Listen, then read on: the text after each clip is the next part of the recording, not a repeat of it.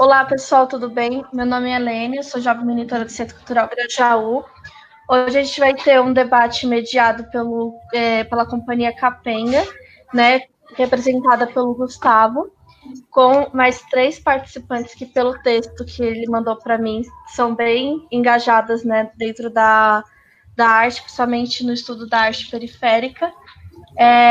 Então, quem quer começar a se apresentar?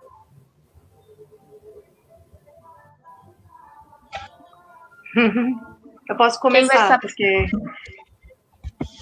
já que foi Então, perguntado se a gente queria se apresentar, eu falei que sim, eu vou pegar a bucha, então. Eu comprometi todo primeiro, mundo. então. No tempo de votar. Boa tarde. Eu sou a Tarde. Rafaela. Primeiro agradecer aí o convite da Capenga. É bom poder trocar ideia, né? Sempre. Nesses tempos aí, algumas urgências vão aparecer também, acho que na prosa. É bom conversar com a Capenga também, porque a gente já conviveu um tempo, né? Já se juntou, a gente vai falar disso um pouquinho mais para frente também. E a Capenga está com o tema agora, né? De pesquisar o Sacolão das Artes, né? Então, acho que a minha contribuição vai por aí.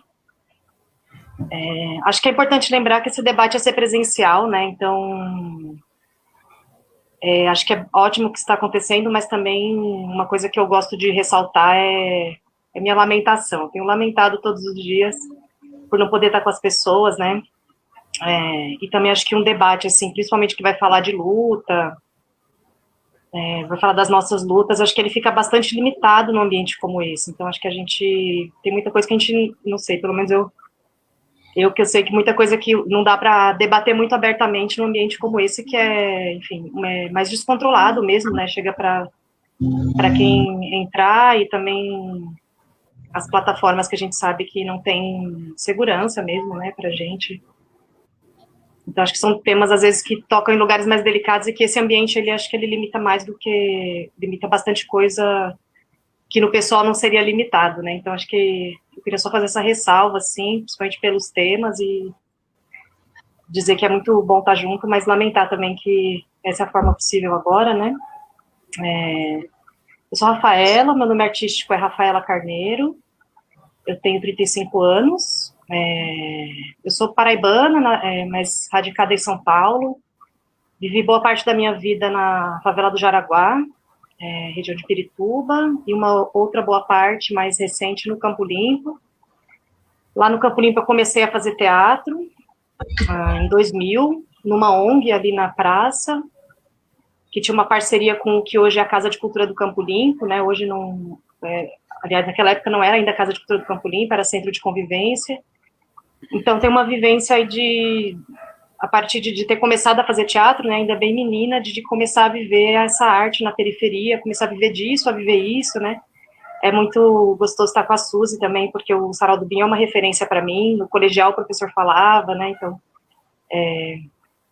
no Campo Limpo eu morava bem pertinho ali de onde foi o último bar, né, do Binho e da Suzy. Que mais? É isso, e aí na Zona Sul eu trabalhei durante quase 20 anos com um grupo que chama Brava Companhia, do qual eu não faço mais parte. Na Brava Companhia, com a Brava Companhia eu vivi a ocupação do Sacolão das Artes, né, que é esse espaço do qual a gente vai falar um pouquinho mais para frente. Hoje eu tenho um grupo fundado que chama Madeirite Rosa, somos eu e mais 3 companheiras. Dou aulas de teatro, acho que também é sempre uma frente importante para mim, ser oficineira. Sou atriz, dirijo, tenho me aventurado a escrever um pouquinho para teatro também, produção, enfim, acho que também pelo fato de viver uma forma aí um pouco mais autônoma, né, do teatro, dentro de uma perspectiva de teatro de grupo, teatro popular, é possível experimentar muitas funções, muitas coisas dentro disso. Meus interesses, assim, minha ligação de trabalho mesmo, de vida, é voltada, assim, para teatro na periferia, o teatro de rua, em espaços não teatrais, né, principalmente. É um teatro que ele é essencialmente combativo, assim, né, tenta experimentar formas tanto de combater o sistema, quanto experimentar formas de vida que são opostas ao que o sistema nos impõe, né, e nos propõe também. Então, nesse momento, justamente, a gente perde muito, assim, né? Porque, enfim, todos nós, fazedores de cultura, somos aglomeradores, né? Somos... E a presença é essencial no teatro, né? Para mim, a essência é essa presença, essa troca de perto, especialmente hoje em dia, essa troca, as pequenas trocas, mas que criam laços e tem tentativas de construir, né? E é isso. Falei bastante.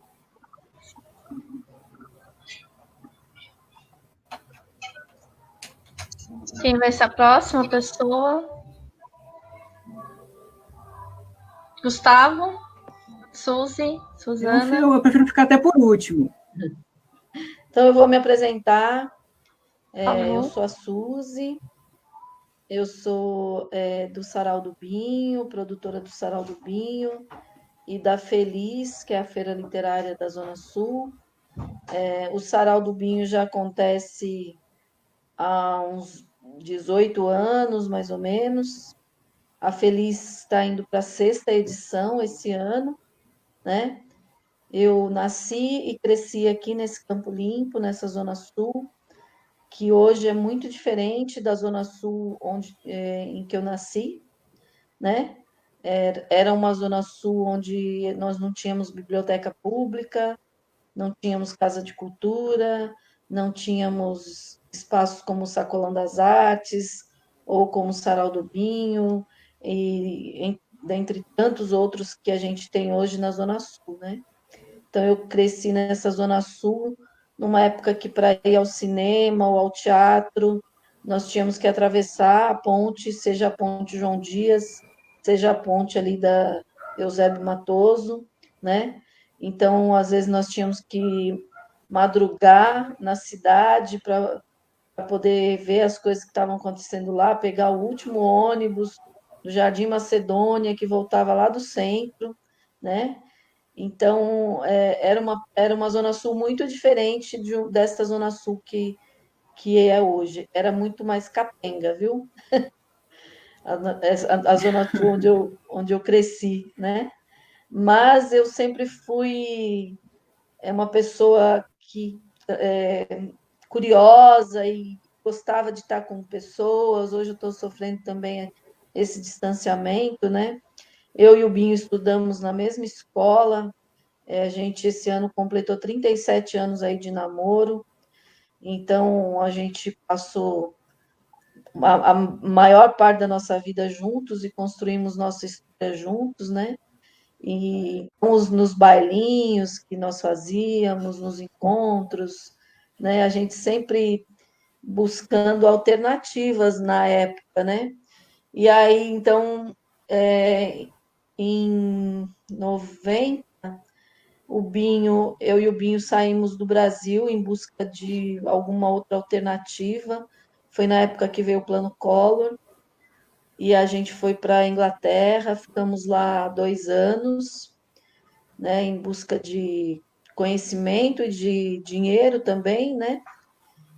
Lá a gente fez uma filha que hoje tem 27 anos, maravilhosa, hoje faz escola de circo em Portugal. E muito ela aprendeu também com esses grupos, né? Com a Brava Companhia, com esses grupos de teatro que ela vê por aqui, de circo.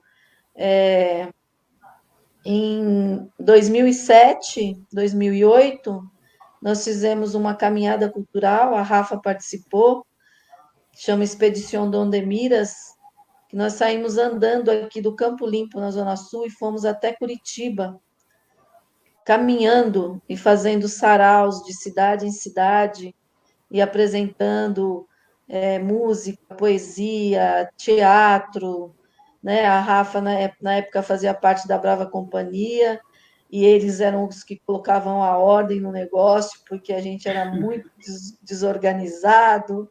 Voltamos de lá brigados, porque era muita treta, imagina, quase 30 e tantas pessoas, né, dividindo o mesmo espaço, comida, e tinha que caminhar 20, 30 quilômetros por dia, né? E eram todos boêmios e vagabundos. Então, foi uma experiência riquíssima, né? A minha filha fez essa primeira caminhada, ela tinha 14 anos, e ela voltou com 18 praticamente, de tanto que ela amadureceu nesse tempo.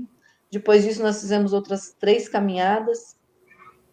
Então, a gente cresceu muito nessa Zona Sul, inventando coisas, criando alternativas para a gente, buscando formas de sobreviver, não só da cultura, como a sobrevivência do dia a dia, do trabalho, da alimentação, dos descasos, né, das torturas, do sofrimento, das violências todas, a gente vem buscando sobreviver a isso, né? Então, seguimos com essa mesma luta e tentando sobreviver nesse momento terrível dessa pandemia. Por enquanto é isso. Agora, Suzana ou Gustavo? Faça as honras, Suzana. Pode ser eu. Primeiro, muito obrigada ao Gustavo pelo convite de estar aqui. É uma honra estar aqui com vocês, com essas mulheres fantásticas. Uma honra conhecer a Suzy, que eu conheço de nome só, né, pelo Sarau do Binho e tal. Eu sou Suzana, eu não sou da periferia, eu sou professora lá da USP, sou professora da licenciatura em artes cênicas, e a periferia é o meu interesse, né, é a minha paixão de estudo, né. Eu fui educadora durante muitos anos, trabalhando na cidade inteira pelo vocacional, depois pelo Fábrica de Cultura, e foi por esses lugares que eu conheci a zona. Trabalhei no PIA também, que são programas da Secretaria Municipal de Cultura. Fiquei muito tempo trabalhando nesses programas, né, tanto como educadora ou como coordenadora, e foi assim que eu conheci a cidade de São Paulo inteira, inclusive a Zona Sul. Então, foi trabalhando como educadora, fazendo uma ponte, né, entre o mundo do qual eu vim e o mundo no qual eu estava chegando, sempre com muita admiração e respeito por tudo que eu encontrava, e também, às vezes, com muito espanto pelas coisas que eu via de perto, e tive presente em momentos muito diferentes também, de várias regiões, tanto da leste, quanto da norte, quanto da sul. Eu sou estudiosa, né, da questão da política cultural, de políticas públicas, ação cultural, arte e educação, principalmente em contextos de educação não formal, né, em contextos que são não escolares, que foram os lugares nos quais eu me formei, né, como educadora, e como professora. Então, eu estou aqui hoje para ouvir, para aprender, espero que eu possa contribuir um pouco com o que eu sei também, né, e é isso, estou aqui aberta para trocar uma ideia, e espero que eu possa ajudar também, contribuir nesse debate. Agora, Gustavo. Sobrou eu, né? Sim. Bom, primeiro eu queria dizer que eu estou muito feliz de estar aqui de bicão no meio de vocês. Muito obrigado por terem aceitado o convite da Capenga. Tenho certeza que, em nome de todo o grupo, estamos todos muito felizes.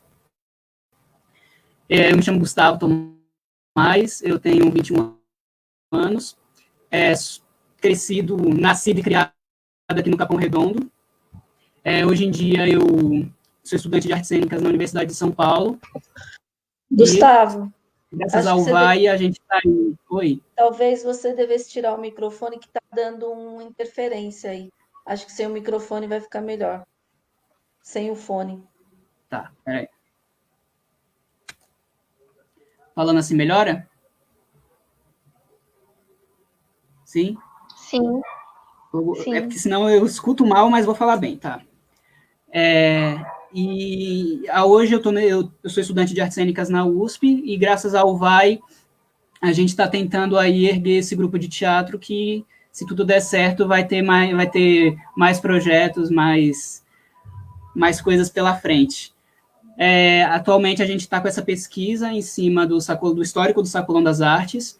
A gente, desde o começo, deixa bem claro que a ideia não é fazer uma obra documental, mas é se espelhar em todo o histórico e processo de luta dentro do Sacolão das Artes para construir alguma coisa que a gente ainda tá vendo como que vai ser, né? Então, eu acho que basicamente eu tenho para dizer isso.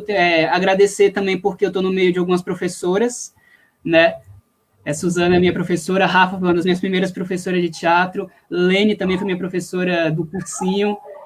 Tenho muita admiração pelo trabalho da Suzy, então todas, de alguma forma, me formaram e me formam, né? E eu estou muito grato por isso. Obrigado mesmo por terem aceitado o convite. Bom, então, como a gente estava conversando e a gente se acertou, eu faço as honras da casa, fazendo a primeira pergunta para as 4. O título que o pessoal do Capenga deu para a gente, ele era um título bem grande, que na hora de divulgar a gente não consegue, né? A precariedade faz a obra, a autonomia da arte na periferia. Queria saber de vocês quais são os percalços, né, dessa precariedade no Sarau do Binho. Eu nunca fui, mas eu já ouvi falar bastante. O Sacolão das Artes eu também já fui, um pouco antes dele fechar, eu fui na última festa que teve lá. E aí a gente percebe que na periferia, principalmente, quando a gente fala periferia, aqui a gente está falando de um espaço geográfico específico, né? A gente usa esse termo para tratar de bairros, né, extremamente empobrecidos, pelo menos essa é a leitura que eu faço, né? E como que vocês lidam, né? Trabalham com essa arte que ela é precarizada porque não tem os espaços, né? E quando tem os espaços, não tem os fomentos. E contem um pouquinho sobre um pouquinho da trajetória dos espaços de onde vocês vieram, e a Suzana um pouquinho do que ela percebe desses espaços, já que ela está atuando aqui nesse momento mais como uma pesquisadora do que uma pessoa que trabalha e atua nesses espaços. Agora deixo para vocês.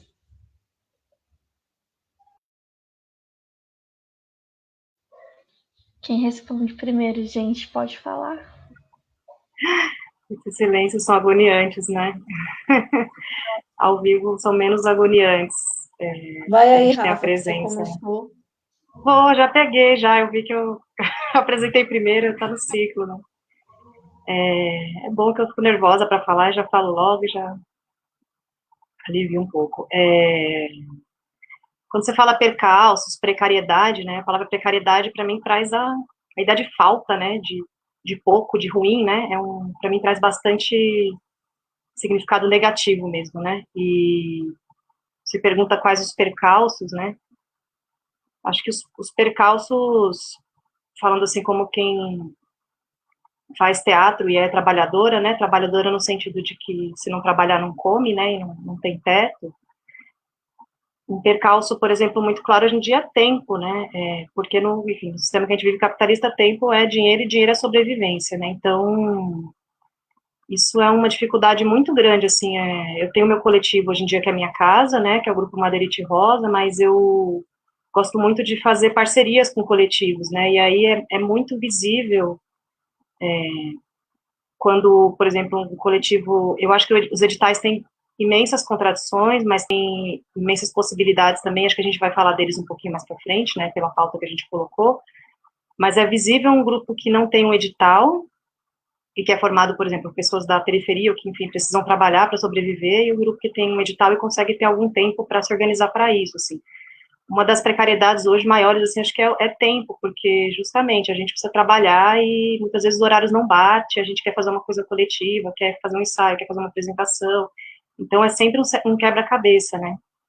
E dentro disso também eu sempre dei oficina, né? Sempre gostei muito de dar oficina, sempre foi, junto com atuar, foi dar oficina, assim, a minha vida. E é muito triste, por exemplo, agora eu já estou no 3º ano na Casa de Cultura do Campo Limpo, né? Estou lá como oficineira trabalhando. Quando você vê os jovens desistindo porque tem que começar a trabalhar, né? Então aquele jovem que chega com 15, 16 anos, isso aconteceu muito esse ano, assim, é muito triste, porque assim, na minha visão, fazer arte, né, produzir pensamento simbólico, né, é um privilégio mesmo, né, da classe média alta e dos ricos, né, a gente vai, de alguma forma, aí, furando essas barreiras, né, lutando, né, tentando cavar as brechas, e às vezes na vida das pessoas simplesmente não existem brechas, né, e, por exemplo, eu vejo pessoas desistindo pelo tempo mesmo, porque às vezes uma dona de casa que quer ir lá fazer o teatro, ela faz 1, 2 aulas, mas daqui a pouco ela fala, nossa, eu vi que não dá, porque eu tenho que cozinhar, porque eu tenho que trabalhar, porque eu tenho que cuidar do filho, eu tenho que cuidar da casa, ou a gente mesmo que já é, entre aspas, profissional, né, que é difícil cavar esse tempo, né. Falta de espaço é uma questão muito importante também, né, porque a gente, enfim, vive refém aí de um mercado imobiliário mesmo, né, que é muito poderoso, e eu não estudo isso, mas enfim, a gente que faz teatro na rua, especialmente em um teatro mais político, se debate com a questão da cidade, né, em vários momentos, e existem diversos dados que dizem que existe mais imóvel vazio do que gente sem casa, né, na cidade de São Paulo, isso é espantoso, né, então não falta espaço, né, é a desigualdade que traz essa situação onde as pessoas não têm onde morar e onde desenvolver sua vida, né, de maneira geral, e aí pra gente que faz arte, o espaço é uma dificuldade, né, não é você não chega e aluga um lugar e ocupar um lugar é uma coisa que dá um trabalho do caramba, assim, você entrega a sua vida para aquilo, porque você precisa fazer uma manutenção daquele espaço que dá muito trabalho e é muita luta mesmo, é uma luta muito trabalhosa, né, você tem que dedicar a sua vida à ocupação quando você ocupa um espaço. E acho que você comentou para falar um pouquinho, né, dos espaços dos quais a gente vem, é isso? Também, né? Agora, nessa rodada? Além da precariedade. Ou a gente pode depois falar um pouquinho, senão ficar talvez muito. Acho que eu Sim, fiz uma eu pergunta achei que aberta estava ficando demais. longo, por isso que eu questionei também. Mas acho que no geral é isso, né? A gente vive a precariedade no viver, né? A periferia, eu digo mesmo, né? A periferia é a parte mais pobre da cidade, a gente falando especificamente de São Paulo. Então, não nos é dado o direito de criar, de viver, de existir às vezes, né? Então, acho que essa precariedade, ela é profunda, né? Ela é bem profunda. É isso, vamos passar. Aí, quem vai ser a próxima? Suzy? Sim. Então, são tantas as precariedades, né, que a gente vive aqui para realizar cultura, para fazer nosso trabalho. Primeiro é que o trabalho da cultura não é considerado trabalho para muita gente, né? A gente não é considerado um trabalhador, né? Então, quando a gente vai atrás de apoios, nesse momento mesmo de pandemia, os artistas não conseguem um auxílio, né? O prefeito não, o dito presidente, ele não assinou ainda esse auxílio emergencial que seria para a classe artística, porque também muita gente não considera que o artista seja um trabalhador, né? Não é só esse dito presidente. Então, são todas as precariedades possíveis, né? Desde um espaço para você realizar o seu trabalho, os equipamentos para você realizar esse trabalho, né? Estrutura, às vezes o artista ele não tem dinheiro para condução, são tantas essas questões, né? E o espaço, né? Nós tínhamos um bar que era o nosso local de trabalho, então primeiro nós fomos donos de um bar, né? Nós éramos comerciantes. Então resolvemos transformar esse bar num espaço cultural, pela precariedade justamente que o bairro tinha no oferecimento de opções, né? Então ali nós começamos a fazer o nosso sarau, né? Então era um bar onde às segundas-feiras a gente se reunia para falar poesia, porque a gente não tinha outro espaço para fazer isso. E a gente sempre teve essa vontade, né? Se eu comparar os dias de hoje com os dias que eu vivi a minha adolescência, a gente avançou muito, porque nós não tínhamos, naquela época, nada aqui, né? Não existiam os editais, ou se existiam, a gente não tinha nenhum conhecimento disso, né? Não existiam os espaços culturais, não existiam as ONGs, né? As ONGs que formaram aí muitas pessoas na área da cultura, né? Tem muitas pessoas que eu conheço hoje que são artistas e que estão trabalhando, que começaram suas histórias nas ONGs, né? E quando eu era uma adolescente, não existiam as ONGs. Então, mas sempre foi muito precário. Sempre a pessoa teve que ser artista e ter um outro trabalho, porque não tinha como se sustentar apenas desse trabalho artístico, né? Então, tem gente que pergunta assim, às vezes a gente organiza o sarau, faz eventos, faz a feira, distribui livros, faz encontros, e aí tem gente que fala, e aí vocês trabalham com o quê? Né? Então, não é só isso, né? O nosso trabalho não é considerado trabalho, né? Porque realmente, além de fazer isso, a gente tem que buscar coisas que nos sustentem, né? Porque os editais são poucos e os editais você concorre com seu amigo que também está precisando tanto quanto você. Aí, quando você ganha, você se sente até envergonhado, né? É um constrangimento, fala, puxa vida, eu consegui, mas aquele grupo que é meu parceiro não conseguiu, e a gente sabe que ele tem que pagar o aluguel, eles têm que se sustentar. Então, são situações muito constrangedoras para a gente poder sobreviver dessa arte, dessa cultura que a gente faz. Então, são os perrengues diários, as precariedades diárias, cotidianas, pela sobrevivência mesmo, para continuar fazendo arte e cultura nas periferias. Eu digo em todas as periferias, porque a gente tem relação com pessoas de outras regiões de São Paulo, de outros estados, e a gente sabe que é assim em todo lugar, né? Toda periferia é periferia. Então, são muitas dificuldades mesmo. Gustavo?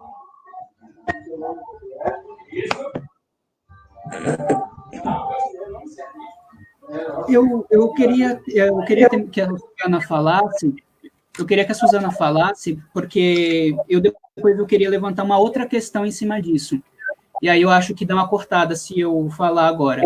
Aí eu acho que a Suzana falar agora é mais legal.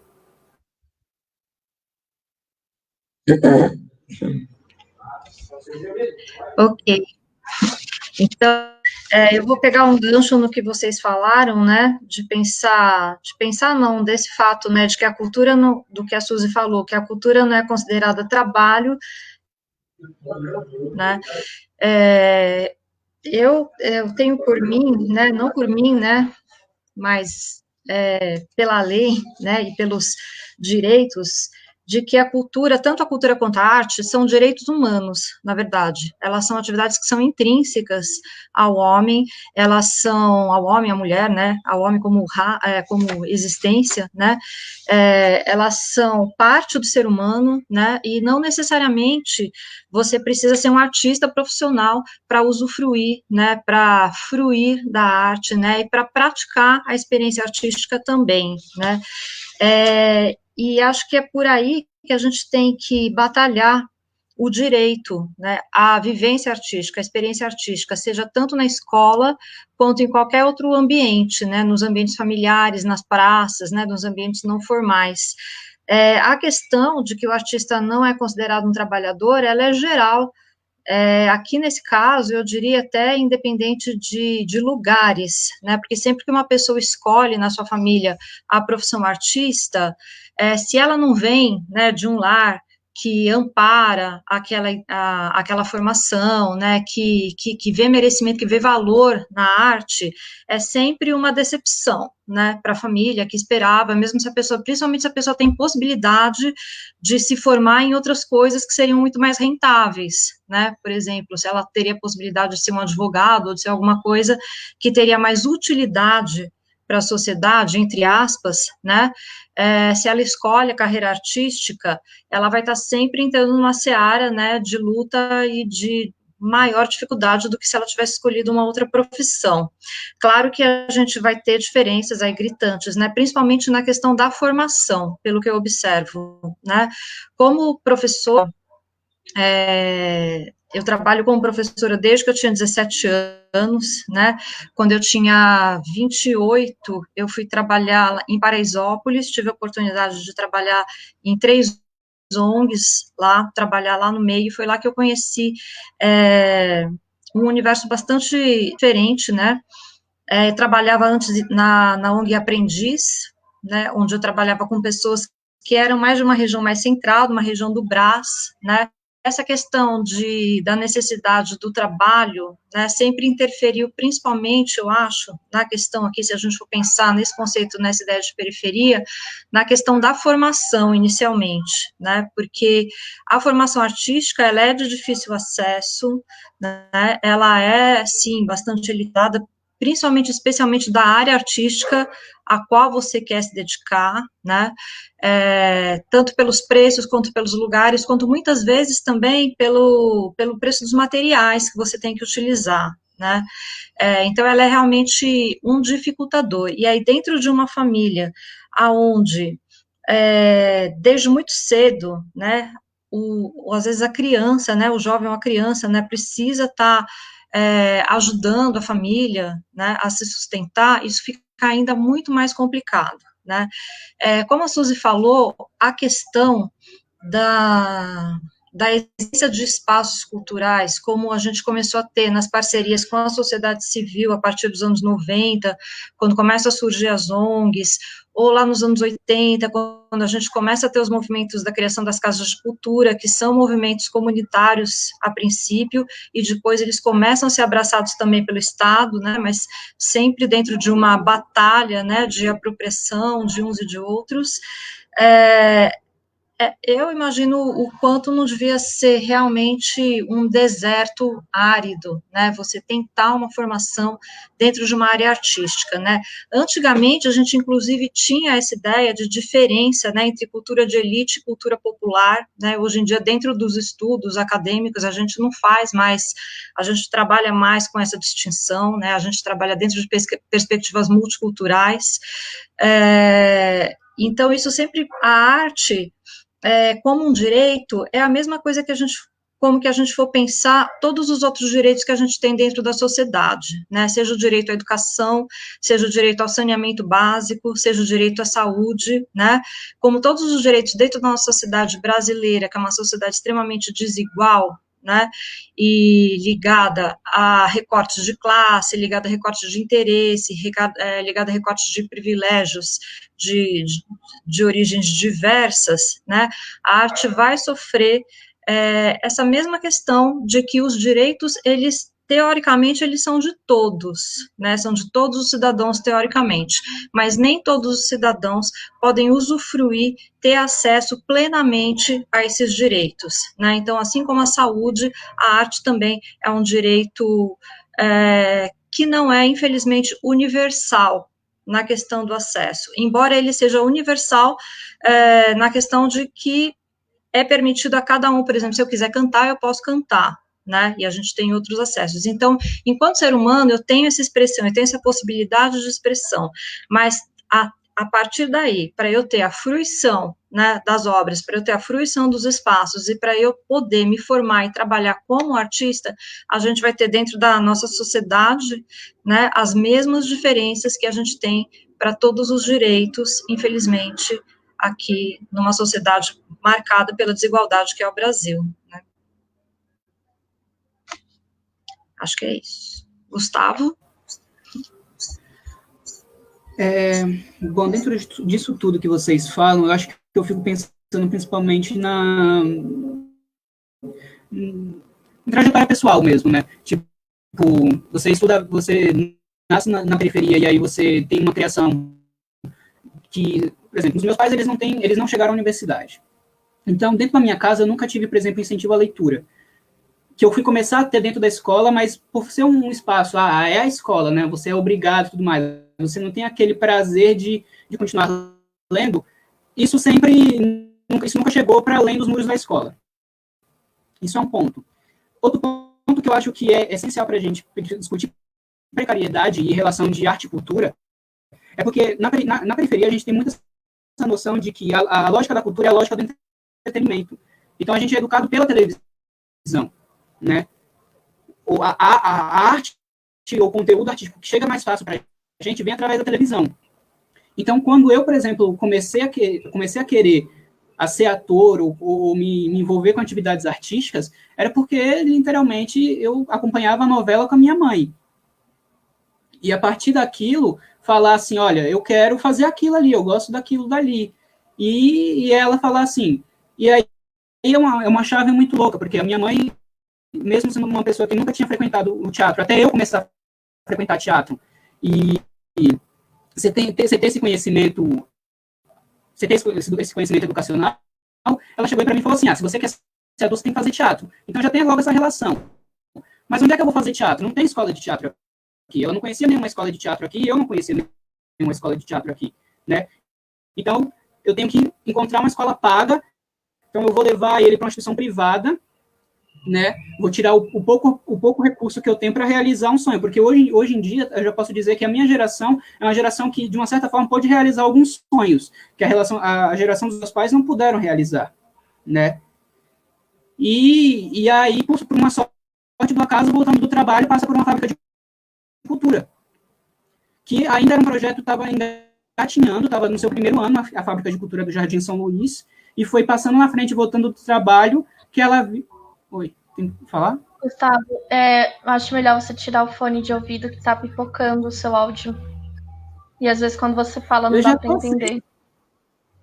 Mas já tá sem, acho que é ruim mesmo o microfone. Tá sem. Tá, tudo bem. Vamos tentar então. Tá, mas tá dando para escutar? Sim, dá. Só de vez em quando que dá um pipoquinho, aí fica meio difícil de entender, mas a gente avisa para você então. Tá? Tá, eu acho que eu vou falar um pouco mais devagar, então. Pode ser. Pode prosseguir. Então, essa relação acontece desse jeito, assim, muito pelo acaso, né? Então, você realmente não tem uma disseminação de todas as atividades. A gente que é daqui, como a sua estava falando um pouco antes da gente entrar, a gente não tem conhecimento de muita coisa que acontece aqui, né? Exatamente porque a gente chega do trabalho e vai para a televisão. A gente não tem esse costume de ir para a rua, de fruir o que tem aqui na redondeza. Então, acho que a precariedade começa aí, né? Da gente não ter a informação, da gente não ter esses locais de se informar mesmo, de se educar. E também quando a gente consegue também, aí é isso, né? A gente consegue uma brecha e aí tem que arrombar. Porque aí quando a gente consegue arrombar essa brecha, a gente consegue entrar em um outro mundo. Então, acho que essa ideia de precariedade está muito dentro dessa lógica para mim. E aí, eu queria fazer uma pergunta em cima disso para vocês.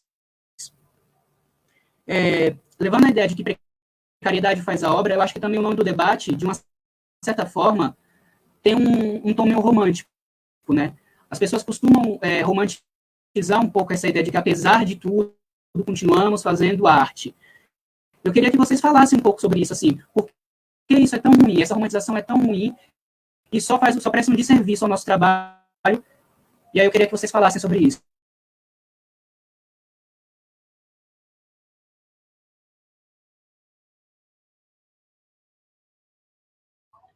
Eu posso começar a falar, pode ser? Responder a pergunta do Gustavo? Eu respondo brevemente também. Eu acho bastante interessante essa pergunta que você faz e bastante pertinente também, né, dessa ideia da romantização do trabalho do artista, que acho que cola, né, com aquilo que a gente falou antes, com o que eu falei antes, com o que a Suzy falou, né, que veio dela, de que o artista não é considerado um trabalhador, né. Eu me lembro, há muitos anos atrás, eu tinha um colega lá no vocacional até, e ele falava, assim, desse jeito romântico, não, assim, pelo menos eu faço o que eu gosto, eu trabalho com o que eu gosto, eu não preciso, sabe, desmerecendo, assim, né, a questão, né, não, tudo bem se eu ganho menos, tudo bem se eu não tenho dinheiro, não era que tudo bem, entendeu, mas que colocando, assim, como o primeiro valor de todos é que, eu faço o que eu gosto, então eu trabalho com arte e isso é o mais importante de tudo, né, eu acho que, assim, é um privilégio a gente fazer o que a gente gosta, mas acho que, né, seria um privilégio se todo mundo pudesse, né, fazer o que gosta, independente de certo ou não, isso já seria um privilégio em si, e eu acho que isso é atrelado a uma ideia que muitas pessoas têm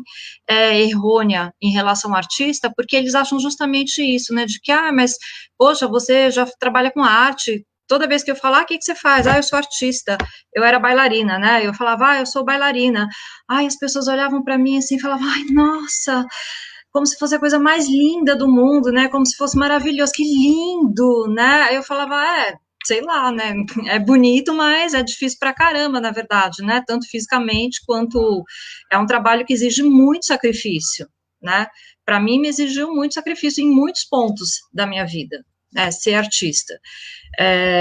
Então não tem isso de ser bonito, né, quer dizer, tem porque é bonito, mas não tem isso de que, olha, é só bonito, que legal, eu sou artista, então não preciso de mais nada na minha vida, né? Não. E isso justamente ajuda para colocar o artista num lugar que não é do trabalhador, né? Quando, como a Suzy falou, né? Para você gerir uma casa de cultura, para você gerir um centro cultural, para você montar um evento toda semana ou todo mês, para você erguer uma peça de teatro, para você ser professor, né, de arte, você trabalha muito, e a gente trabalha ainda em momentos em que as outras pessoas não estão trabalhando, né? Eu trabalhei com arte infantil durante muitos anos, né? Eu conto nos dedos os dias da criança que eu passei com a minha filha, por exemplo, né? Porque eu estou sempre trabalhando nessa data, né? Os feriados, os dias que todo mundo para, né? Eu acho que romantizar o trabalho do artista é um perigo, né, justamente porque o artista ele é um trabalhador, e isso não colabora em nada a gente pensar na gestão das políticas públicas, que são muito importantes para a nossa área, né, porque se a gente for pensar, por exemplo, nesses auxílios emergenciais, né, que a Suzy, inclusive, citou, o artista, ele é um trabalhador intermitente, né, ou seja, ele geralmente não tem um contrato de trabalho que é regido pela CLT, ele trabalha dia sim, dia não, ele trabalha por temporadas, né, isso configura um trabalho intermitente, né, então isso, de cara, tem que ter um outro tipo de seguridade social que a gente não tem também aqui no Brasil, né, na França, por exemplo, houve protestos, né, bastante contundentes há muitos anos atrás, né, sobre essa questão da legalização dos direitos dos trabalhadores intermitentes, né, então, se a gente não for reconhecido, né, como trabalhador, como a gente não é, né, e principalmente pelo governo atual, hoje até ali um meme na internet que dizia o quanto é significativo a gente ter uma ausência atualmente nos ministérios da saúde, da educação e da cultura, né, justamente as três áreas que são tão caras, né, à formação do indivíduo, formação dos sujeitos, né, ao debate da cidadania, né, à expressão, a tudo isso que a gente considera como um valor. Então, são questões de valor mesmo, né, não de valor, assim, religioso, valor social, né, de valor de cidadania, né, de valor dentro de uma sociedade, né. Então, o artista não ser considerado um trabalhador é uma coisa que afeta, inclusive, na criação de políticas públicas que poderiam, né, não só estar auxiliando de uma maneira, como eu diria a palavra, de uma maneira precária também, né, porque a gente tem as leis de fomento, né, que hoje em dia são super importantes, porque antigamente, né, há 20 anos atrás, elas nem existiam, né, existiam as bilheterias, não existiam os subsídios poupudos, né, o governo federal, dentro das políticas culturais do governo federal, isso não é de hoje, né, isso já faz mais de 20 anos, a maior parcela, né, de patrocínio dentro das políticas do governo federal são pela Lei Rouanet, né, e a Lei Rouanet, a gente sabe, é uma lei de isenção fiscal, né, portanto, ela vai beneficiar não diretamente o artista, né, porque o artista tem que ser aprovado na lei, depois captar o recurso junto a uma empresa, então é muito mais fácil você conseguir a Lei Rouanet se você tem um tipo de trabalho que tem apelo de marketing, né, que tem um apelo mercadológico, que vai dar um retorno financeiro para essa empresa que investiu em você, né, então vai ser fácil de você captar o recurso. Então, a Lei Rouanet, ela não é possível para todos os artistas, né, não é possível para todo tipo de artista, nem para todo tipo de arte, por isso que a gente precisa de outros incentivos como os editais da Funarte, por exemplo, são uma parcela muito pequena, né, tipo de 10% a 15% do orçamento que era antigamente do Ministério da Cultura, né, e atinge, a gente sabe, muito pouca gente, porque um edital federal, né, ele ainda de uma maneira que é correta, né, ele vai beneficiar regiões que têm mais precariedade ainda, a região norte, por exemplo, né, que tem, quando a gente fala de periferia, se a gente for pensar na periferia do Brasil, né, isso ficou muito marcado com o coronavírus agora, né, dentro da região norte, que nem tinha numericamente tantos casos, mas com um caos, né, de se lidar com a pandemia lá naquela região, porque não tinha nem assistência básica dentro das cidades, né, dentro da área da cultura isso não é diferente. Então, a gente tem que ter uma distribuição, né, correta, né, de beneficiar mais quem precisa menos, né, mas dentro disso a gente tem um grande número de artistas da cidade do estado de São Paulo que também não consegue ficar dentro desses benefícios. O Vai, por exemplo, né, que é a companhia Capenga, está sendo beneficiada agora, está sendo subsidiado pelo Vai. Eu já participei, né, do levantamento, né, dos grupos do Vai, dos inscritos, né, já fiz um trabalho, né, de mapeamento sobre isso para a Secretaria Municipal de Cultura, e é impressionante o número de inscritos para o número de vagas oferecidas, né, para o número de contemplados. É até praticamente impossível de você escolher, porque é tão grande a distância, é tão grande a diferença, é tipo de 1.000 para 10, assim, é uma proporção, assim, muito grande, né, que acaba virando uma loteria, né? Então, pensar que a gente só faz um trabalho que seria até beneficente, né? Que a gente poderia trabalhar de graça, né? Isso vai afetar não só a vida do trabalhador, né, do trabalhador lá no dia a dia, do trabalhador artista, mas também na construção, no subsídio, né, e na manutenção das políticas públicas que poderiam amparar esse trabalhador que é precarizado em todos os sentidos. É isso, passo.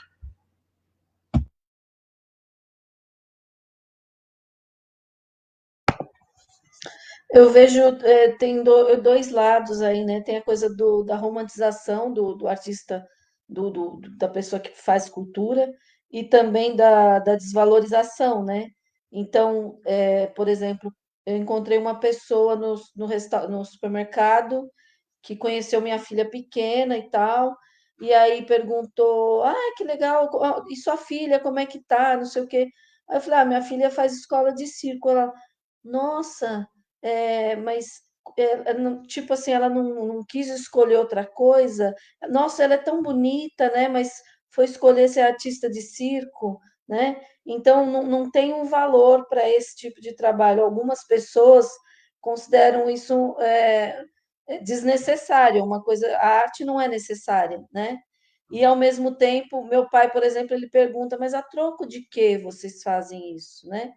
Então, sempre quando ele via a gente inventando moda, fazendo caminhada, fazendo sarau, ele falava, a troco de quê? Porque a preocupação dele era de que forma que vocês vão sobreviver fazendo esse tipo de trabalho, né? Hoje ele já reconhece, ele já viu o que é que a gente faz, e o tanto de gente que a gente consegue agregar com esse trabalho, ele já não faz mais esse tipo de pergunta, né? Então, e aí também tem aquelas pessoas que acham que é bonitinho o que a gente faz, né? Mas que a gente também não precisa de muito dinheiro para fazer isso, né? E aí tem essa questão dos editais, a Lei Rouanet, a gente se inscreve, mas a gente nunca consegue. A gente já teve 2 leis Rouanet aprovadas, nunca conseguimos captar. Porque quem é que quer investir num grupo da periferia que trabalha com feira literária, ou que trabalha com sarau, né? A gente não consegue chegar nesses editais. Hoje, as pessoas estão aí cavando pequenos editais que estão abertos, editais emergenciais, e eu fico pensando que esses editais são feitos para as pessoas não conseguirem mesmo fazer, é, ganhar, sabe? Porque imagina nos dias de hoje, a pessoa tem que ter um computador, ela tem que saber salvar em PDF, ela tem que escanear, tem que ter uma impressora para assinar, para imprimir, depois assinar, depois salvar em PDF, né? E eles vão dificultando e pedindo coisas absurdas em tempos de pandemia, que todo mundo está deixando de pagar suas contas, você tem que anexar o seu CADIM limpo, porque senão você não pode concorrer ao edital, né? Então, tudo vai sendo dificultado para que você desista, para que você. Eu tenho vários amigos que já me falaram, eu vou ter que buscar um emprego formal, porque eu não tenho como viver disso, né? Eu vou ter que me sustentar, eu vou ter que pagar o aluguel, e eu não tenho mais como, né? Como é que essas pessoas, agora, com toda essa situação sem trabalho, onde as apresentações culturais foram as primeiras a ser suspensas, né? As aglomerações, até quando elas vão se sustentar com essas cestas básicas, com esses auxílios emergenciais, né? Então, esses trabalhadores, eles não estão perdidos, eles não têm um rumo agora para tomar, né? Tenho muitos amigos que estão doentes, né? Que não sabem o que vão fazer da vida agora, que provavelmente vão ter que tentar realmente outra forma de sobrevivência que não seja através da arte e da cultura. Então,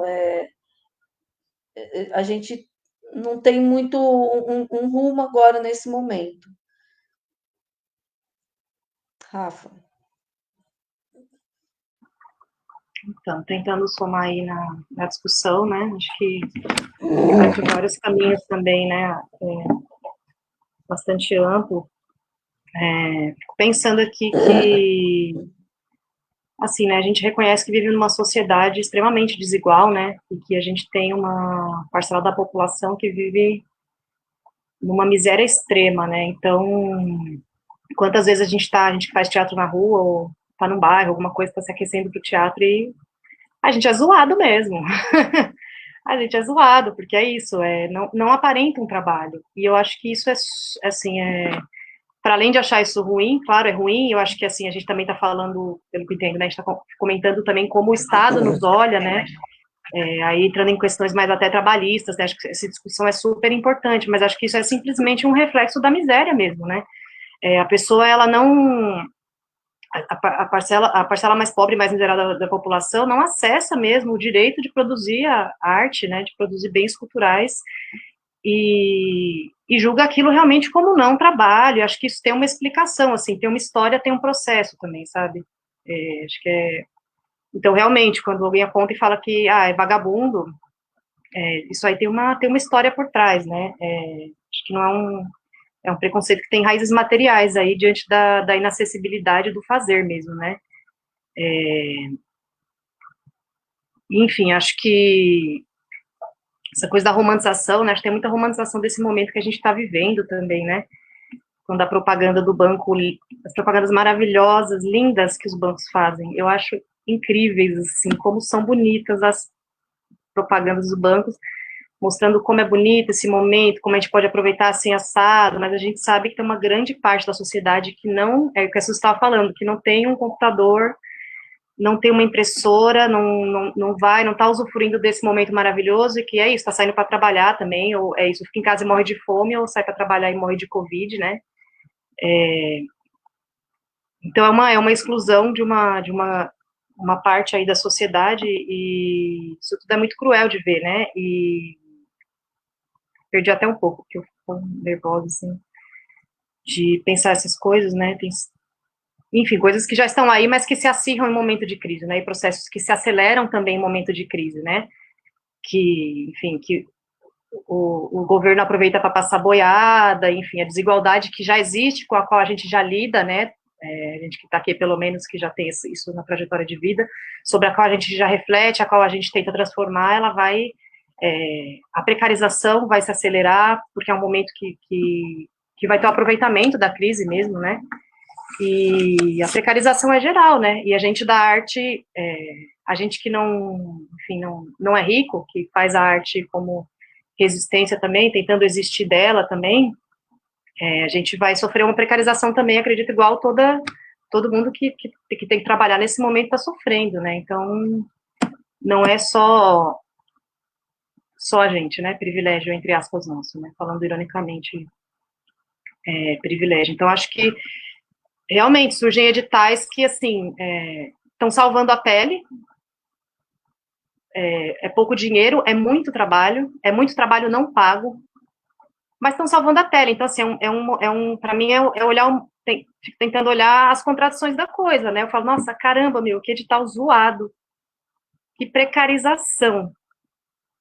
Mas eu preciso de trabalho e eu ainda dou graças a Deus, mesmo se eu for ateia, que eu tenho aquele trabalho para fazer, porque, assim, tem uma parte da sociedade que realmente não vai ter nada, a gente, né, vai ver tá vendo já uma crise muito louca, assim, né, e que deve se aprofundar quanto mais tempo passar, e não só porque é natural, né, por causa do coronavírus, né, como a gente tem que frisar, mas por conta das escolhas que são feitas por pessoas que bancam fazer esse papel de opressor, de explorador, né, que sabem de que lado que a gente que está também, né.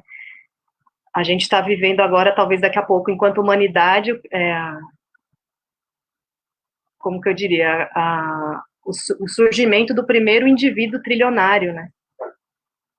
É uma loucura, né? E ao mesmo tempo, isso é de arrepiar, assim, eu fico pensando, é uma loucura. Talvez daqui a pouco a gente tenha o primeiro indivíduo trilionário na face da Terra, e enquanto isso, as pessoas realmente morrendo de fome, morrendo de Covid, não só de Covid, mas da desigualdade, né? E eu acho que é isso, a gente tem que batalhar pelos editais, não romantizar a precariedade mesmo.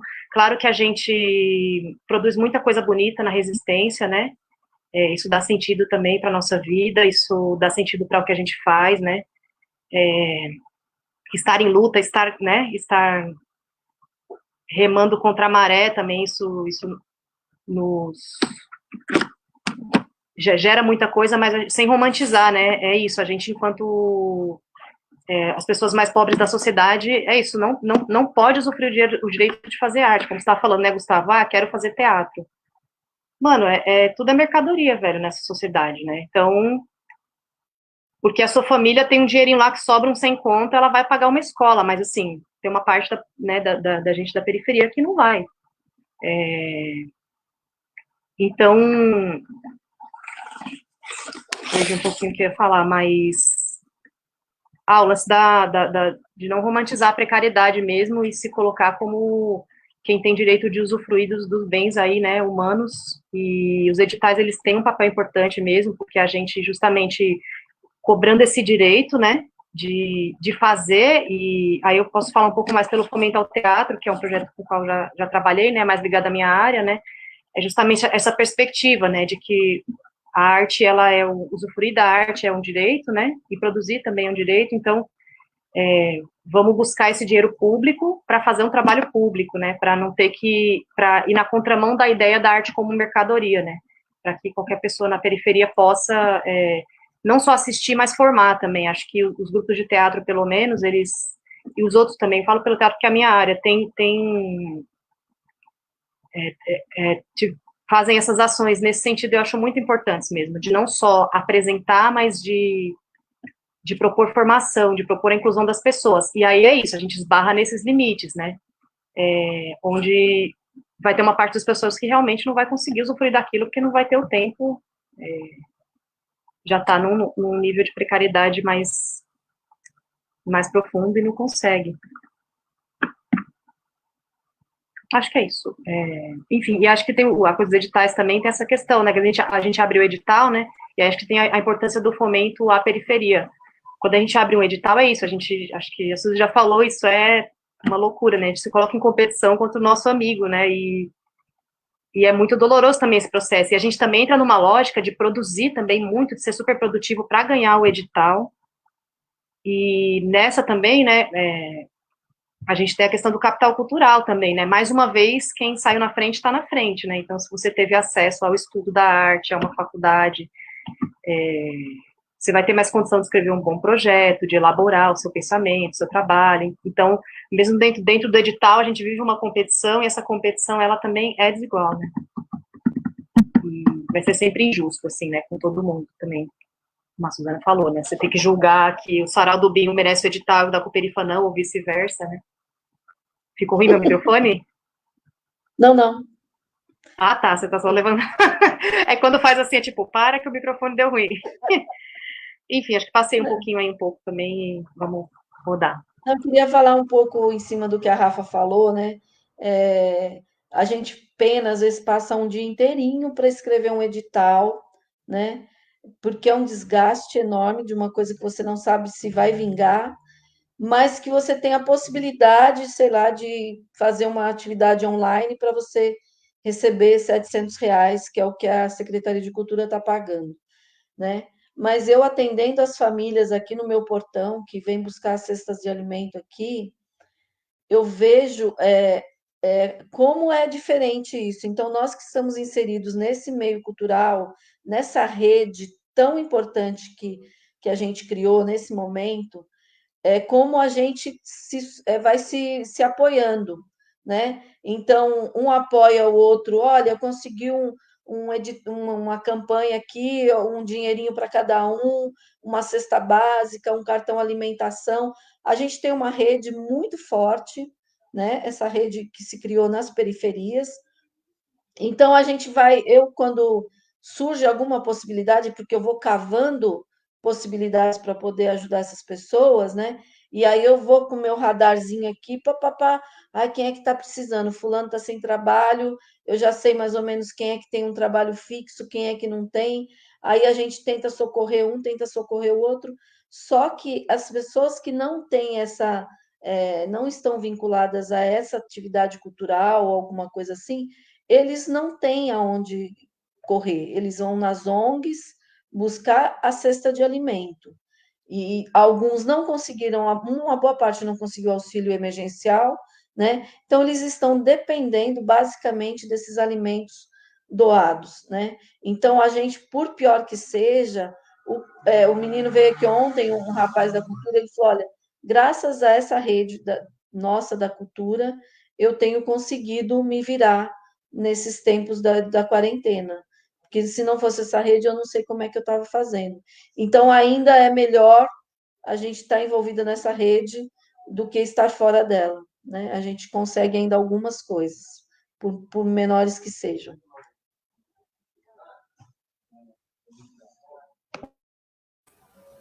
Eu queria comentar uma coisa em cima disso que vocês estão falando, que é o seguinte, assim, dentro dessa ideia, vocês falando isso, do quanto a profissão não é valorizada e tudo mais, é engraçado, por exemplo, quando a gente vai falar do teatro também, que é a minha área. Quando a gente vai fazer teatro, a segunda opção, a primeira que surge, é a ideia da gente dar aula, né? Então, é muito engraçado, por exemplo, vocês estão conseguindo ouvir? Tá dando para ouvir? Tá dando picote aí na tua fala. Tá mais ou menos? Se Esse você microfone tirar o tá fone de terrível. ouvido, será que não melhora? E agora? Vai falando aí. Sim. Tá. Dentro dessa ideia de Aí a gente vai precarização... testando. Tá. Dentro dessa ideia de precarização que vocês falam, que eu acho que é muito importante destacar o seguinte, assim, quando a gente coloca que a gente vai fazer teatro, vamos lá, vou falar do meu da minha área. A pessoa já fala assim, você tem que ter uma segunda opção, né? E aí a segunda opção que a gente sempre vai colocar, pelo menos a grande maioria, é dar aula, né? E aí já vem o segundo ponto, pô, mas você é artista e essa segunda opção é ser professor, né? Tipo, não tem uma coisa ainda melhor para fazer? E aí, dentro dessa lógica, vocês comentando isso, eu me lembrei de um texto do Paulo Freire que ele fala o seguinte, assim, professora Cíntia não. Que ele fala que o fato de muita gente incentivar que se chame a professora de tia, nada mais é do que uma alienação do trabalho dela, né? Basicamente, para incentivar que aquele trabalho seja desvalorizado, de que ela não possa recorrer ao direito à greve, a direitos trabalhistas, que tem que ter uma relação interpessoal com o aluno, e como se ela não pudesse lutar por si, que ela sempre tem que viver em prol do aluno. Então, se você para pensar que uma professora ou um professor vai adotar, como seus sobrinhos, 40, 30 alunos em 3 turmas, é uma lógica muito louca. Da mesma forma que se a gente for para pensar que o artista, ele sempre vai ser o cara da boa ação social, é um absurdo. Né? Não é lógico, a gente é trabalhador também, a gente faz essas redes, porque querendo ou não, a gente está lutando contra uma coisa muito maior, né? Mas a gente está ocupando uma lacuna, que aí eu acho que a gente já pode entrar nessa questão dos espaços autônomos, que não é necessariamente uma obrigação nossa, mas que a gente luta por eles exatamente para ir contra um Estado que não valoriza nada do que a gente prega, né? Então eu fico nessa noção.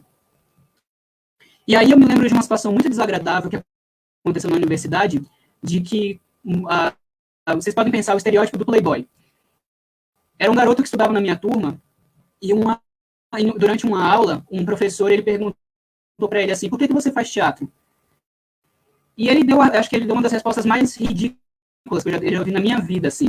E aí eu sinceramente não sabia se era mau caratismo ou se era ingenuidade máxima. Mas ele falou o seguinte, assim: eu faço arte por filantropia. E aí vocês falaram, a gente conversando sobre tudo isso, eu só vejo quanto mais bizarro é essa lógica de que o que a gente faz não tem valor nenhum enquanto profissão, de que a gente não dá nenhuma colaboração com a sociedade e que a gente ainda tem que ocupar um lugar filantrópico, né? E aí, dentro dessa ideia do edital também, para a gente que conseguiu o edital, foi uma surpresa muito grande, porque a gente nunca tinha escrito um projeto, né? Então, quando a gente escreveu esse edital, tipo, no feriado de carnaval, trancado num quarto, à base de pão com manteiga e café com leite. E a gente mandou, porque a gente falou assim, a gente quer fazer alguma coisa, mas a gente não tem condição material de erguer nada, senão a gente vai só continuar nesses estudos e nunca vai sair para uma prática. A gente não tem espaço para ensaiar, a gente não tem absolutamente nada. Se a gente conseguir um edital, a gente pode ter um mínimo de condição material para ir para uma prática. E a gente escreveu esse projeto, e aí foi uma loteria, foi literalmente uma loteria. A gente ganhou na loteria, e aí a gente ainda fica pensando, por exemplo, eu tenho amigos que têm projetos há anos já, sem nenhum ponto, e eles desenvolvem esse projeto na raça e na pirraça, e já escreveram projetos várias vezes e nunca tiveram acesso a eles. Então, é uma lógica muito perversa. E aí, para finalizar isso, eu queria só entrar num ponto que a gente está falando muito da pandemia, e aí eu queria perguntar assim para vocês. Vocês acham que com essa lógica agora do coronavírus, os artistas vão recorrer mais à rua, vão recorrer mais à praça e consequentemente, eles vão ter um contato mais próximo com o público? Deixa essa pergunta. Eu acho que isso vai demorar muito tempo ainda, não sei, eu posso estar sendo muito pessimista, mas essas aglomerações, esses encontros com muitas pessoas, eu não tenho uma perspectiva de que isso aconteça tão logo. Acho que talvez só do meio para o fim do ano que vem, né? A gente realiza a feira literária aqui na Zona Sul, que é no mês de setembro. A gente já decidiu que essa feira esse ano não vai ser presencial, ela vai ser online, porque a gente não tem nenhuma esperança de que em setembro as coisas já estejam normalizadas. E eu acho que os artistas da cultura ainda vão penar muito, porque essa situação vai se prolongar muito tempo ainda, sabe? Então, eu vi alguma coisa, não sei em que país, um show onde as pessoas, cada um ficava dentro de uma bolha de plástico, assim, não sei se vocês viram essa cena, né? É, eu falei, aonde que isso vai acontecer? Na periferia aqui, sabe? É muito bonitinho, romântico, quando você vê um videozinho desse na internet. Nossa, que alternativa legal, né? Mas nunca, não vai ser viável isso nunca aqui para gente, né? Então, como que o cinema, sei lá, você vai no teatro e vai pôr a cada sete cadeiras, você vai pôr uma pessoa sentada? De que forma que os artistas vão sobreviver se tiver que cobrar um ingresso? Ou mesmo nas praças públicas, porque é um medo, sabe? A gente tem medo de transmitir a doença ou de pegar a doença, né? Então, eu não acredito nisso por um longo tempo ainda. Eu sou bem pessimista com relação a isso. Não sei vocês como é que estão as esperanças aí. Eu tenho medo também de... O Neodória lançou a vacina, né? O Binho falou, Nossa, quem é que vai querer tomar a vacina, que é a vacina que vem da China, né? Quem que se arrisca, né? Então, tudo assim, a toque de caixa, né? Vamos produzir uma vacina nova, uma coisa que vai resolver. Eu não tenho confiança muito nessas coisas, então eu estou bem pessimista mesmo. Só queria esclarecer, Gustavo, você fala sobre a possibilidade dos artistas recorrerem mais à rua do que o normal por conta de ser um espaço aberto, é isso? Ah, tá, entendi. Não tinha pensado nisso, não. Não tinha brisado por aí ainda, não. Mas, enfim, acho que assim como a Suzy, eu fui ficando muito pessimista, né? Começou as quarentenas, vamos ficar um mês em casa, vamos ficar 2, 3. Agora eu acho que mais para frente, bem mais para frente também. E acho que vai ser difícil a gente, mesmo estando na rua, ter uma estrutura para fazer alguma coisa de forma segura, né? Eu já fiquei numas brisas assim, vou sair fazendo uma performance sozinha, sei lá, me protejo os outros, mas a gente aglomera, né? Você pode estar sozinho, mas as pessoas podem aglomeram, né? Enfim, é um puta sofrimento subjetivo agora, assim. Difícil. Mas não tinha pensado nessa hipótese, não. Talvez já tenha algumas especulações aí um pouco, sério, um pouco na zoeira, né? Seria esse teatro do coronavírus, né? Alguns desenhos também até como aquele cinema, esqueci o nome, que você fica no carro, né? Fazer um teatro onde as pessoas possam assistir do carro. Mas isso aí já exclui quem não tem carro, né? Por exemplo.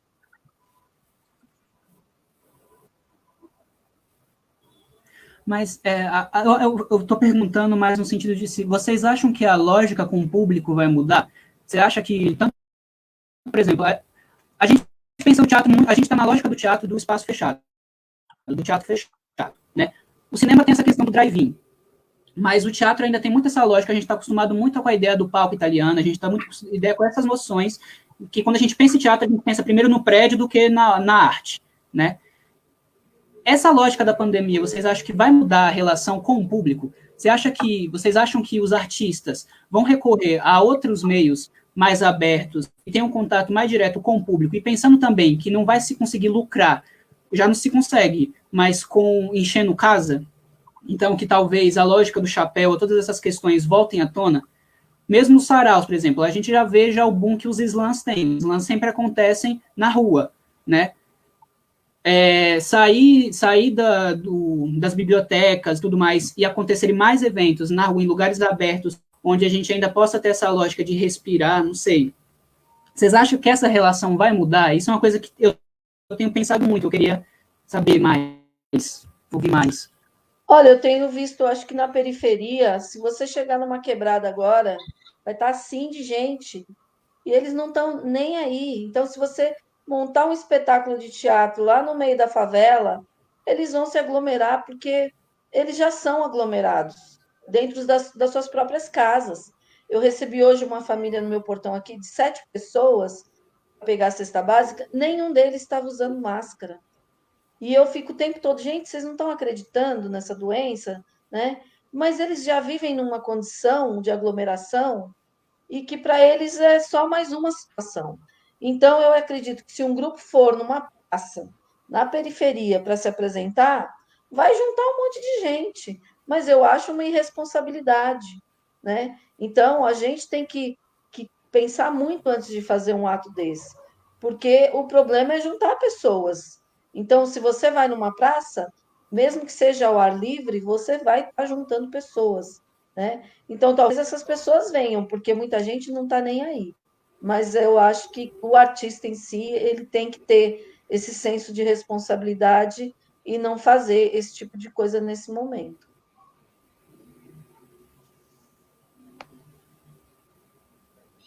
Eu acho que foi bem colocado isso que a Suzy falou, né, dessa aglomeração já natural, né, dentro de espaços onde as pessoas já vivem amontoadas, né, tem muito baile funk que continua acontecendo, por exemplo, né, e muitos eventos que ainda estão acontecendo, né, mas o movimento que eu vejo dentro da arte é justamente o contrário, assim, dos artistas não irem para a rua, né, não causarem esse tipo de aglomeração, pelo menos por enquanto, mesmo nas aulas, né, lá na USP, por exemplo, já se decidiu que não vai ter aula presencial no semestre que vem, né, o que foi a nossa grande questão, né, esse semestre, em se tratando de um curso de teatro, né, onde as pessoas, elas necessariamente se tocam, se abraçam, rolam no chão, suam, né, perto uma da outra, né, e por enquanto não se encontrar uma vacina ou algum remédio ou alguma coisa que melhore, né, essa questão do contágio, eu não vejo muito esse movimento de aproximação, mesmo por ser na rua, assim. O que se pensa hoje, o que tem se pensado, já feito bastante em muitos grupos, não só de teatro, mas de arte, na educação, e professores, é justamente a busca de linguagens que são híbridas, né, de você procurar se juntar com outro tipo de linguagem artística que não tenha necessariamente a questão da presença massiva de pessoas, ou de você buscar também o hibridismo pelas artes tecnológicas, mas aí a gente esbarra também na questão do acesso, né, a questão do acesso digital, da questão da inclusão, ela, tanto quanto a questão da saúde, também ficou muito marcante nos dias de hoje, né, pela Covid. Se a gente for pensar na área de educação, por exemplo, né, quantas pessoas conseguiram acompanhar as aulas online, né, o quanto isso não foi solucionado de antemão, né, dentro de um contingente muito grande de pessoas. Então, realmente, a gente está numa situação bastante difícil de ser solucionada, eu acho, sabe, em relação ao artista, que necessita do público, né, e que não tem, por esses problemas também de inclusão, né, pelos problemas de acesso, condições tanto de fazer quanto de receber o seu público de uma maneira que envolvesse a tecnologia digital, né, por uma questão de acesso mesmo. Então, acho que a situação hoje ela é bem difícil, não vejo um horizonte ainda futuro muito próximo para que isso seja resolvido. Por mais que os governos possam dizer que sim, né, porque o comércio está abrindo, né, as coisas estão abrindo, né, e eu vejo que aconteceu meio que uma naturalização dentro da população brasileira, né, embora a gente ainda tenha um número muito alto de casos, de contágio, de mortes, parece que isso virou natural entre a população, né, parece que é uma coisa que, existe, né, como se sempre tivesse existido, então vamos voltar à vida normal, entre aspas, vamos voltar a trabalhar, vamos voltar a fazer tudo de novo, que já encheu o saco ficar em casa, né, e aí deixa, né, o coronavírus é como se fosse mais uma das coisas, mais uma das mazelas que existem dentro da nossa sociedade. Eu acho que isso já está ficando naturalizado, e aí, a partir daí, talvez as pessoas voltem a fazer tudo. Mas, não sei, dentro de uma ideia de responsabilidade social, né, como colocou a Suzy também, eu não acho que em breve haja um encontro efetivo entre artista e público, presencialmente falando. Agora, eu não tinha pensado nisso que você eu falou, vou dar mas... Tá. Pode continuar. Uma última coisinha dessa questão. Não tinha pensado, mas conforme você falou, Gustavo, eu comecei a imaginar aqui, imaginar.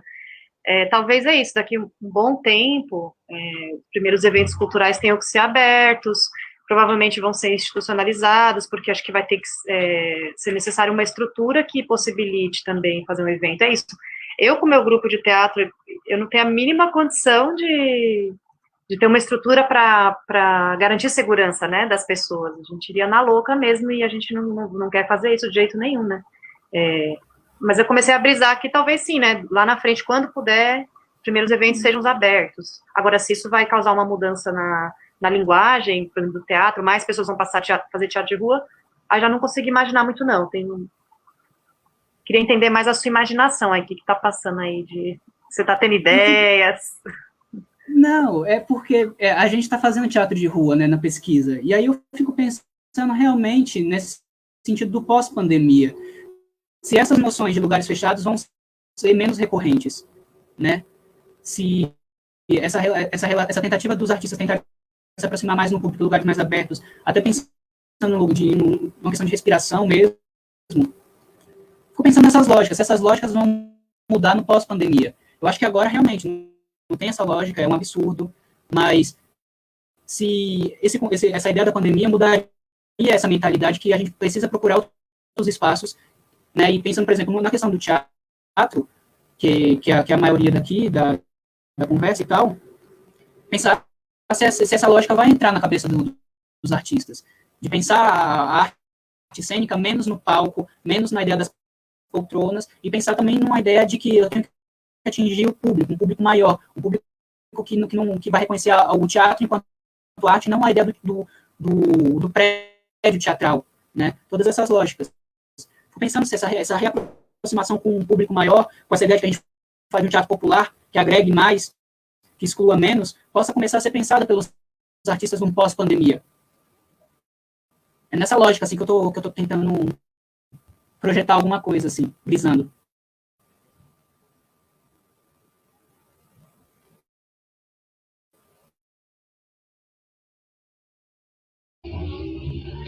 Bom, vou fazer uma pequena intervenção aqui, porque o Gustavo falou para eu poder mediar também o debate. Eu sou jovem monitora do Centro Cultural Grajaú. A gente tem um calçadão imenso, não sei se todo mundo conhece, e aí a gente sempre recebe relatos que o calçadão, por mais que a gente não esteja fazendo atividade lá dentro do prédio e nem fora do prédio, o calçadão sempre está cheio. Porque eu acho que uma coisa que acontece muito é que a gente, dentro das periferias, dentro da ponte para cá, melhor falando, da ponte para cá, do Grajaú, Capão Redondo, Jardim Ângelo e por aí vai. E eu falo da Zona Sul porque é o lugar que eu conheço enquanto território. A gente o tempo todo tá tendo seus direitos humanos básicos desrespeitados. Então, às vezes, não tem lógica quando o poder público quer intervir justamente no momento em que, sei lá, tá todo mundo mais de boa, no momento que eu tô podendo ficar em casa. Então, é muito contraditório como o poder público ele atua dentro da periferia quando tem um momento em que a pessoa fala assim, pô, mas nunca a prefeitura veio aqui e agora ela quer falar o que eu posso fazer ou não. Então, acho que tem um sentido bem nessa direção de que como a gente consegue fazer as pessoas ficarem em casa, consumir as coisas pela internet, né, um debate como esse pela internet, quando em nenhum momento a gente conseguiu sensibilizar ela dentro de outros espaços, levar dentro dos espaços culturais. E aí, só porque eu também queria pontuar também, quando eu tive contato com a pesquisa sobre direito à cultura, tem um autor chamado Paul Lafargue, não sei como que pronuncia isso, que ele vai ser um dos primeiros estudiosos sobre cultura, né? E uma coisa que de fato a gente não tem acesso é o direito, aí ele diz o direito à preguiça, mas eu leio mais como direito a ser um produtor de arte também, né? Não só como consumidor. A gente já está caminhando para o final, né? Falta 8 minutos. E eu gostaria que vocês fizessem considerações, o que vocês estão pensando, se vocês curtiram ou não.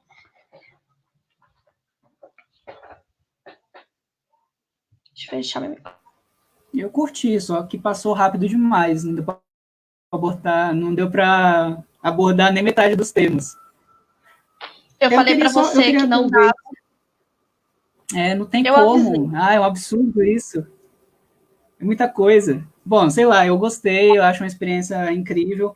E quando a gente puder bater esse papo presencialmente, eu vou adorar. Confesso que quando eu recebi o convite e vi o release, eu falei, não vai dar tempo de falar um décimo, hein?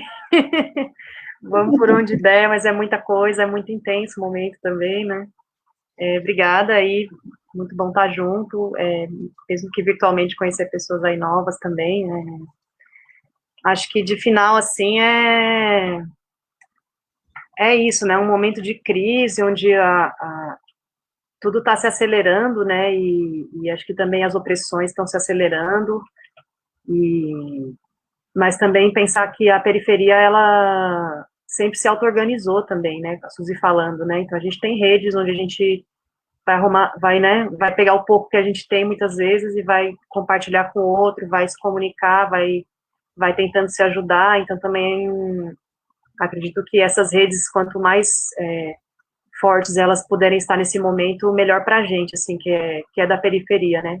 E quem tiver pouco, ajudar o que não tem nada agora e daqui a pouco vai ser vital mesmo, né?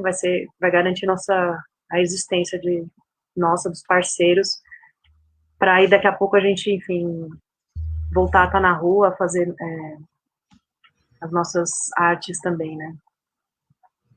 É isso. Também agradeço aí o convite, tá junto aí com o pessoal, a Rafa, que eu já conheço bastante, a Suzana não conhecia, é um prazer, a Lene, o Gustavo também, tão jovem aí, né? E é isso, vamos ter que ser muito fortes. Eu tenho dito aqui para o pessoal, falou, gente, se te oferecerem cesta básica, pega. Pega e vai estocando seu alimento aí, porque eu não sei até quando essas empresas vão estar tão boazinhas e doando, sabe? Tá, todo mundo ficou bonzinho agora, a Nestlé, sabe, as grandes empresas, Cacau Show distribuindo chocolate pela periferia, né? Tô achando maravilhoso, as crianças estão adorando, né? Mas isso não vai durar eternamente, né? Ontem veio o Luan aqui, que é um poeta aqui do Sarau do Binho, ele falou: nossa, Suzy, já estou com 6 pacotes de sal na minha casa, porque toda cesta básica vem 1 quilo de sal. Né? Ele falou: o que eu vou fazer com esse tanto de sal? Eu falei: faz um escaldapés, né? Daqui a pouco você vai ver gente montando barraquinha vendendo sal nas quebradas, porque toda cesta básica vem 1 quilo de sal, né? Mas é isso, gente. Vamos tentar ajudar o máximo que a gente pode, estender a mão, dividir e para poder a gente somar, né? Então, agradeço muito estar aqui com vocês. Se cuidem. Quem é da periferia, quem é jovem negro na periferia, se cuide muito mais, porque essa polícia assassina não está com dó nem piedade, sabe? Não tem para ninguém. As ocupações eles estão desocupando, né? A polícia invadindo as ocupações para tirar as pessoas de suas casas num momento terrível como esse. Então, a gente vê coisas absurdas acontecendo, então a gente tem que estar muito forte. Fiquem longe dos noticiários da TV para poder ter sanidade mental, para poder sobreviver a isso. Não vejam os noticiários tanto, gente, por favor, não adoeçam. É isso, um abraço. Queria também agradecer a participação, foi muito bom estar aqui com vocês, conhecer vocês também. Espero que um dia a gente possa se encontrar de perto mesmo, né? Não pelo computador só. E eu só queria deixar um pensamento aqui, né? Aproveitando, lembrando da conversa que a gente teve, pensando, né, na história do artista, dessa coisa do artista ser visto como vagabundo, né? E que isso, na verdade, tem a ver com a ideia de utilidade, né? O quanto essa sociedade utilitarista, né, que a gente vive, que vê servidão em tudo, né? E principalmente no último século, né? Nos últimos 2 séculos, onde a gente vive uma necessidade, né, da utilidade do consumo, onde tudo é pautado em cima disso, né? Que esse momento agora, né, do coronavírus ajude também a gente a refletir sobre essas utilidades, né, e sobre essa não utilidade da arte, né, porque por que a arte é vista como um não trabalho? Porque, na verdade, ela não tem uma utilidade prática, no sentido de que não gera um bem que pode ser imediatamente consumível, embora até possa, hoje, com as indústrias, né, de consumo de entretenimento e tal. E aí a arte sempre se aliou, né, a algum grande poder para existir, ou a igreja, ou as grandes mecenas, né, ou as cortes, né, ao longo da história da arte. O artista sempre foi alguém que esteve em off, né, sempre foi alguém que esteve à margem, né. Então, o artista, ele é periférico na essência do seu trabalho, né, e que a gente pense que a utilidade da arte não é uma utilidade utilitarista, não é uma utilidade de troca de bem de consumo, né, desse tipo de valor, né, mas o valor da utilidade da arte é um valor humano mesmo, né, é um valor que a gente traz em si e que tenho certeza que é o que está ajudando muita gente a passar por esse momento que a gente está vivendo agora, né, e lembrando da Hannah Arendt, né, que coloca que é uma pensadora que também é bastante pertinente nesse momento, né, porque ela estudou muito a questão do totalitarismo, e que ela colocou uma frase que eu sempre gosto de lembrar, né, pensando nessa ideia da utilidade. Dentro desse pensamento utilitarista, sempre é perguntado para que serve, para que tal coisa serve, justificando, né, a necessidade de tal coisa ou não. E aí ela diz, e deixam-se de perguntar para que serve servir, né? Então, para que serve servir? Para que serve tanto a servidão, quanto o serviço, quanto a necessidade de se ter uma utilidade para as coisas, né? Então, eu queria só deixar esse pensamento junto aqui para os nossos momentos de isolamento. E, novamente, obrigado. E vai lá, pega a bola. Eu só queria falar uma última coisa, assim, disso tudo que vocês falaram. Tem um poema do Drummond que ele inicia falando o seguinte: com meus parcos recursos, construo um elefante. E eu acho que a gente resiste desse jeito, né? A gente continua construindo elefantes com os nossos parcos recursos. A gente tem uma utilidade, a gente presta um grande serviço para a sociedade. E já que a gente discutiu tanto essas coisas de editais e programas e tudo mais, eu acho que o que a gente tem que colocar à frente de tudo é o seguinte: pensar políticas públicas para a cultura, pensar políticas públicas que coloquem em um lugar de frente as populações periféricas, as populações que são marginalizadas, e essa lógica de que se tira essa lógica, como vocês estão falando, de que todo edital a gente tem que se desdobrar em mil e que a gente, na verdade, tem que construir eventos e não uma produção cultural, né? Que a gente tem que ficar fomentando só eventos, que a gente não forme artistas. Os artistas da periferia precisam ser formados. A gente precisa conseguir se educar, a gente precisa ter condições materiais de se formar. E só assim que a gente vai conseguir realmente colocar tudo que a gente faz aqui para frente. E aí eu acho que eu queria terminar só falando isso mesmo e agradecer a presença de todas vocês. Muito obrigado. Bom, eu quero primeiramente agradecer ao Gustavo por ter procurado o Centro Cultural Grajaú para promover esse debate, agradecer a Suzy, a Suzana e a Rafaela por estar aqui com a gente, aprendi muito com vocês. Peço para quem está assistindo, fique em casa se puder, e se não puder, use a máscara corretamente, lavem as mãos. E eu acredito que, enquanto, né, representante de um equipamento público, né, de cultura, que uma coisa que, Gustavo, que eu acredito muito é que a relação com o público talvez não se altere no sentido de afastamento, mas de acolhimento maior. Eu acredito que está todo mundo com muita saudade de interagir com muitas pessoas, de estar perto. E agora, nesse momento de quarentena, né, de um período de pandemia, a gente está vendo que a arte é extremamente importante, porque é a arte que está ajudando a gente a manter a nossa sanidade em dia. Por mais que o Estado não reconheça, né, quando eu digo Estado, não é um órgão específico, mas por mais que o Estado não reconheça a importância dos artistas, né, e até de professores, como mencionamos aqui,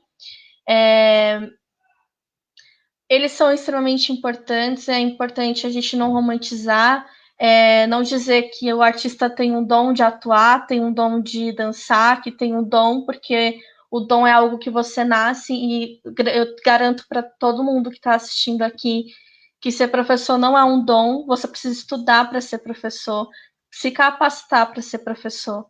E eu não sou da arte, né? Eu não sou uma artista, né? Mas acredito na mesma coisa. Os artistas também, eles precisam estudar para ser um artista. Então, isso não é um dom. Então, novamente, agradeço a todas vocês, né, por estarem aqui.